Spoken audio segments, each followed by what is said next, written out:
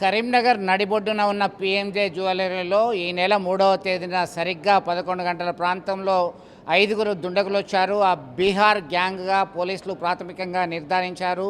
పలు జిల్లాలకు సంబంధించినటువంటి టీంలు ఫామ్ చేశారు.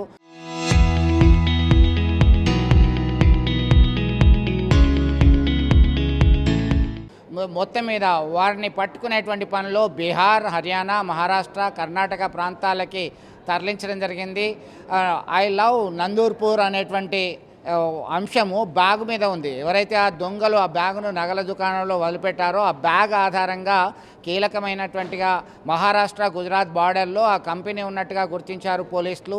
దీనికి సంబంధించి వాళ్ళు ట్రేస్ అవుట్ చేస్తున్నటువంటి పరిస్థితుల్లో ఆదిలాబాద్, కరీంనగర్ జిల్లాలో మా బ్యాగులు ఎక్కువ విక్రయిస్తామని చెప్పి కంపెనీ ఓనర్ చెప్పడం జరిగింది. దీంతో కరీంనగర్ టవర్ సర్కిల్లో భాగంగా ఆ షాపులు విక్రయించేటువంటి ప్రాంతంలో ఆ షాపులు సైతం ఆ బ్యాగులు అక్కడనే విక్రయిస్తారు ఆ షాపులో అని చెప్పి సమాచారం అందింది. దీంతో పోలీసులు మరింత లోతుగా విచారణ జరుపుతున్నారు.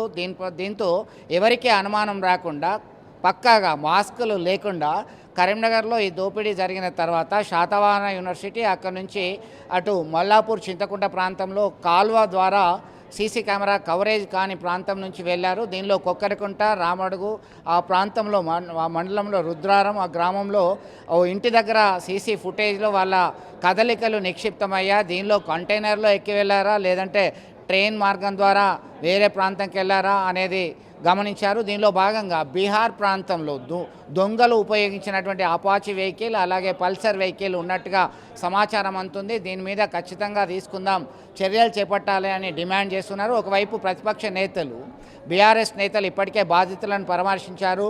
ఫెయిల్యూర్, శాంతి భద్రతలు పూర్తిగా నిర్వీర్యమయ్యాయి, నిఘా వ్యవస్థ లోపించింది, ఎక్కడ ఎవరు ఏం జరిగినా పట్టించుకునే పరిస్థితిలో లేరు అని చెప్పి మండిపడుతున్నటువంటి తరుణంలో మంత్రులు, ఎమ్మెల్యేలు నష్ట నివారణ చర్యలు తీసుకోవడానికి ముందుకొస్తున్నటువంటి పరిస్థితి. అదే సమయంలో పోలీస్ యంత్రాంగం సైతం ఒక వార్ ఫుడ్ ప్రోగ్రాం లాగా నిందితుల కదలికలను గుర్తించడం జరిగింది. గతంలో సూర్యాపేటలో ఏటీఎం చోరీ సందర్భంగా ఓ నిందితుడు ఉన్నట్టుగా గుర్తించారు. అలాగే చందానగర్ జ్యువెలరీ షాప్లో సైతం గతంలో ఈ విధంగానే రెక్కి నిర్వహించి దోపిడీ చేశారు. అందులో సిబ్బందిని నీల్ డౌన్ చేయించి ప్లాస్టర్ వేసి మరీ ఎత్తుకెళ్ళినటువంటి ఘటనను తలపిస్తుందని భావిస్తున్నారు. కట్ చేస్తే ఇంతియాజ్, ఆనంద్ మరొక 3 వ్యక్తులకు సంబంధించిన ఆనవాళ్లు గుర్తించడం జరిగింది. త్వరలోనే మీడియా సమావేశంలో వెల్లడిస్తామనేటువంటి ధీమాతో పోలీస్ యంత్రాంగం ఉంది. ఇప్పటికే ఐజీ చంద్రశేఖర్ రెడ్డి అలాగే కరీంనగర్ పోలీస్ కమిషనర్ గౌసలం ఇతర జిల్లాల పోలీసులతో కోఆర్డినేషన్ చేసుకున్నారు. పలు రకాల టీంలు ఫామ్ అయ్యాయి. 16 టీంలకు సంబంధించిన వందలాది మంది పోలీసులు గాలింపు చర్యలు చేపడుతున్నారు. బీర్పూర్ ప్రాంతంలో దొరికినటువంటి వాహనం వారు తీసుకెళ్లిందైనా సాధారణంగా మాస్క్ కూడా లేకుండా వచ్చారంటే ఎక్కడో ఎత్తుకొచ్చినటువంటి బైక్లే అని చెప్పి భావిస్తున్నారు. ఆ బైక్కు సంబంధించినటువంటి వివరాలు సైతం తెలిసినప్పటికీ గోప్యంగా ఉంచడం జరిగింది.